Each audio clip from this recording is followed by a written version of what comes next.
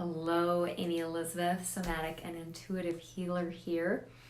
And we are definitely feeling the eclipse season, and I'm watching it go on around me. And people, they're feeling, even if they don't have a conscious awareness of it, they're feeling the tension. So let's just break down a little bit what is going on in the big picture. So we might be able to see how it is affecting us on a micro level a little bit more clearly.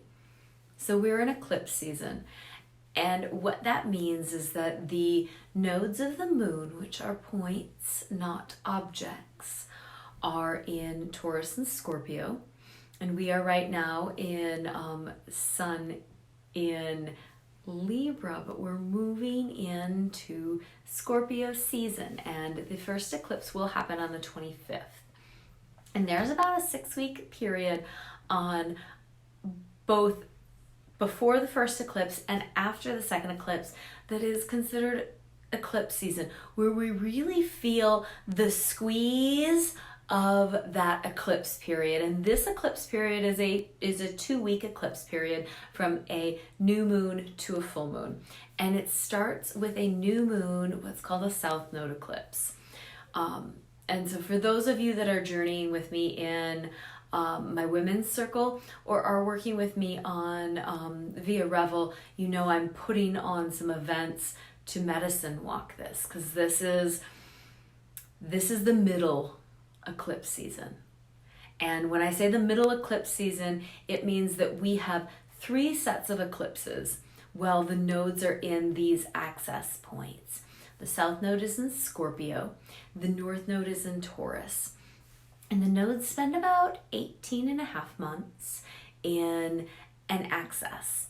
And they moved into this access point back in January of this year. So we had our first eclipse season back in April and May.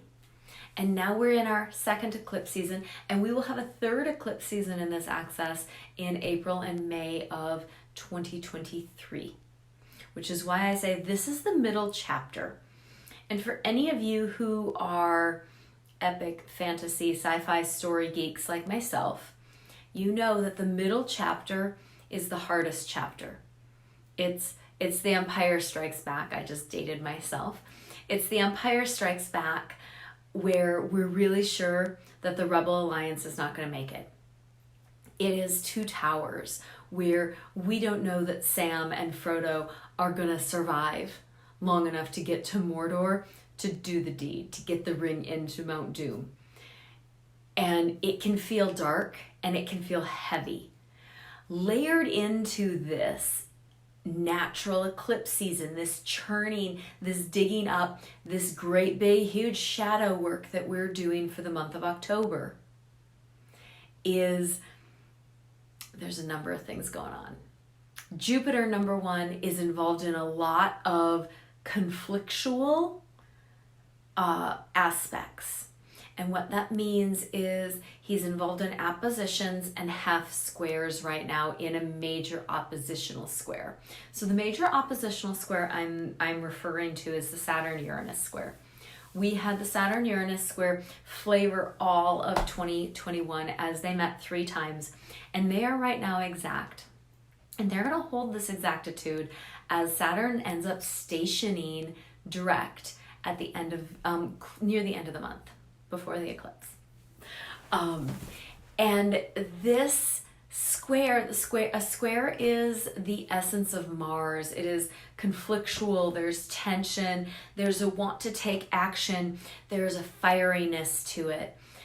And Saturn and Uranus being in square is the old versus the new. It's I've heard people refer to it as, a civil war of what is old and what is done and what is being brought in. Saturn is tradition. Saturn is in his light. He is the professor, or he is Gandalf, who wants you to find your inner wisdom by asking you questions and pushing your edges. Saturn is also our structure. And so when I say structure, I mean, if we look at it from a body standpoint, Saturn is our skin. Saturn is our bones and our joints. Saturn has a coldness to it. Saturn has boundaries. Saturn travels with edges, beautiful, beautiful rings. And Saturn is also the boxes that we create for ourselves, because the boxes that we create for ourselves are far more powerful than the boxes that culture creates for us. Saturn is our fears. Uranus, on the other hand, is our genius, and he's edgy. He rolls through the sky on his side. Everybody else is rolling through the cosmos like this. Uranus, on the other hand, he is rolling through the cosmos on his side. And when he was discovered, he was considered a planet of destruction because he was the last thing out there. And at the time, he was the last thing out there. And he is outside the bounds of Saturn. So while Jupiter is expansion, Jupiter lives within Saturn's boundaries. So Jupiter expands only as far as reality goes, but Uranus is on the other side. And Uranus isn't held in by Saturn's restrictions. So Uranus really wants us to tap into our genius, which is why this square between them feels so contentious. It is this way or that way, versus how I will often talk about a square of harnessing the two energies and using that to stand up, to overcome the obstacle. Now, the tricky part of this square is, as if it wasn't tricky enough, Jupiter is sitting right in the middle of it. And Jupiter makes things bigger. Jupiter expands things. Jupiter in its shadow is the ego that thinks it's okay to have as much as it wants and that there's no consequences for anything it does. Jupiter on a body level is the disease of Cancer. It is out of control growth. It is growth that doesn't recognize the boundaries and the edges. It is Jupiter that has forgotten it sits inside Saturn, and that boundaries matter and boundaries are important. So that's the first kind of contentious, well, not kind of, is one of the contentious edgy pieces that has Jupiter in there, making it feel bigger. And then we've got a couple of oppositions. We had Mercury opposing Jupiter. We had the Sun opposing Jupiter. We had Mercury oppose Jupiter again. We had Venus oppose Jupiter. And we've got Jupiter opposed Mercury one more time later this month, after Jupiter crosses the world point. So on October 10th, Jupiter is going to land on the world point one more time. He's already done it once this year. He's going to do it once more. And then for the finale, for the end of the year, he's going to really hunker down on the world point and ask us to expand how we exist. Ask us to expand our viewpoint, because we're being asked to evolve in a way that has us not asking, have I lived a good life? Am I living an aligned life? Am I living a life that fills up my soul? Am I living a life where I meet my challenges, where I'm not skating out to just be comfortable? So that's all going on.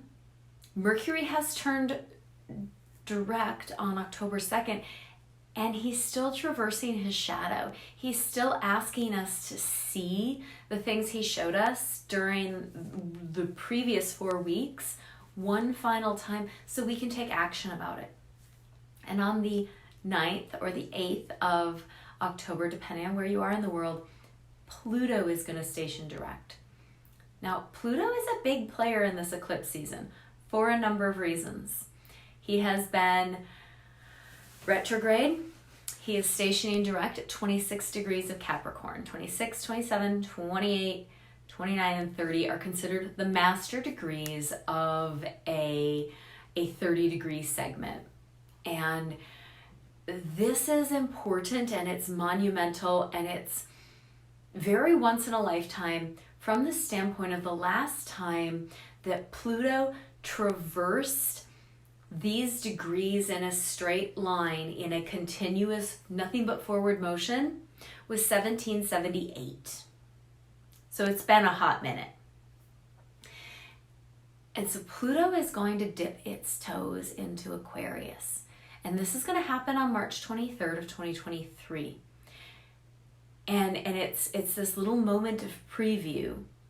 But as Pluto transits these last 26, 27, 28, 29, and 30 degrees of Capricorn, there is an ask for us to really work on our transformation.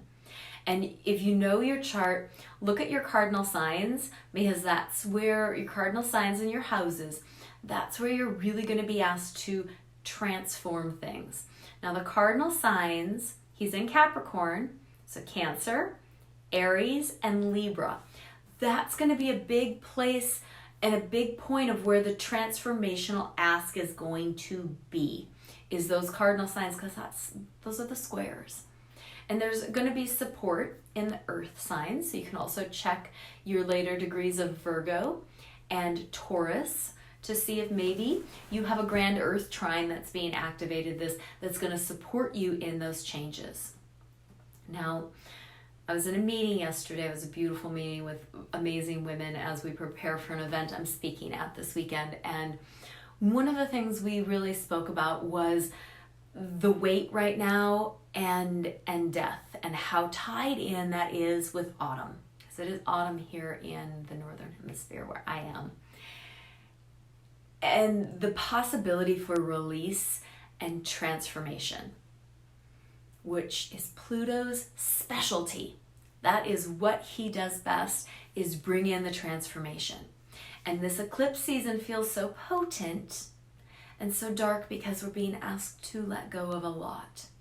We're being asked to let go and release and let go and release. And it starts with the South Node, which, if we're layering in shamanism over this, the South Node is the place of our core wound. And right now, the South Node in the sky, the transiting South Node, is in Scorpio, which means, drumroll please, it is answering to Pluto. So the South Node is answering to Pluto, and the South Node, the transiting South Node, represents our collective wounding. Where are we collectively wounded?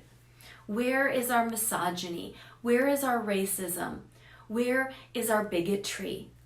Where do we fail to respect the earth? Because that feeds right into our misogyny.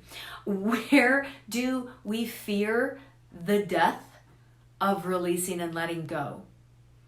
And for those of you that are traveling with me in Women's Circle, or in the group I'm leading on Revel, we're doing this as a medicine walk.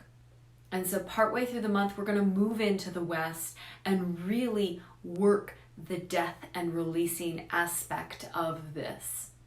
Now, our friend Venus is over in Libra, and it's Libra season right now. And the North Node is in Taurus, which is Venus's other home sign. So she's at home in Libra right now. And the North Node is answering to her until Venus moves into Scorpio, which puts her in Pluto's house answering to Scorpio. Pluto's house answering to Pluto. Meaning the North Node, who answers to Venus, is going to be working on Pluto's orders as well. So we're going into this eclipse season really, really held and driven by Pluto. Where is your core wound? Can you name it? What do you need to do to clean it out? To get to the goal, to get to the gift. Because the thing with the South Node is, yes, Chiron represents our core wound, and the South Node also represents core wound. And the South Node represents not only the core wound, but our gifts. And we have to get through the wounding. We have to go through the mess. We have to face what we're afraid of. Be a buffalo. And I'll get to the buffalo in a minute. Be a buffalo. Let the mycelium take you. When I shamanic journey, especially since eclipse season started, The mycelium is just coming up out of the ground and taking me. And it's taking everything that is nourishing, which is really interesting to me, because as I experience that shamanic journey happening, I'm recognizing the pieces that are left behind are the pieces I need to heal, because they're not the gift. The mycelium right now, when I shamanic journey, doesn't want the gift. And the mycelium are the great recyclers. They feed on death and they gather information from it. The earth used to regularly receive our DNA, which allowed for a coevolution that hasn't been possible in millennia because of how we choose to bury and release our dead. So for those of you that shed hair, I recommend going outside and offering the earth your DNA. Cut your fingernails outside. For those of you that still bleed, people with uteruses that bleed, I invite you to free bleed outside. She is calling, thanks Chandel, she is calling for our DNA because it works in a coevolutionary manner. And the earth right now is going through a massive, massive evolution. Her orbit actually in the cosmos shifted by like a centimeter. And while a centimeter doesn't sound like a lot, when you look at it in the big picture, when you look at the macro of it, it is tremendous that her orbit has shifted. And we're being called to slow down, to go in, to get into the dark right now with this eclipse season. Now we're going to get to the buffalo piece. So all animals in nature, whether they're mammals, birds, insects, reptiles, when they see a storm coming, when they see something that scares them coming, they try to outrun it and they try to hide. And humans are guilty of this. We try to outrun it and we try to hide. Except for the buffalo. The buffalo is the one animal that runs into the storm. And therefore, they feel the pressure and the tension and the fear for an exponentially shorter time than everybody else who's trying to outrun it. So my invitation for everybody this eclipse season is to go into your storm. And whether that is working with me or working with some other guide, working with another shaman, working with somebody else, move into your storm. You don't have to do it alone. There is so much support out here in the world. And